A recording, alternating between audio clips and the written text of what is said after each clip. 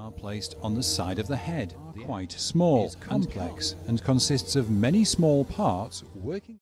The pinnae. These are the parts we can see from the air pressure continues.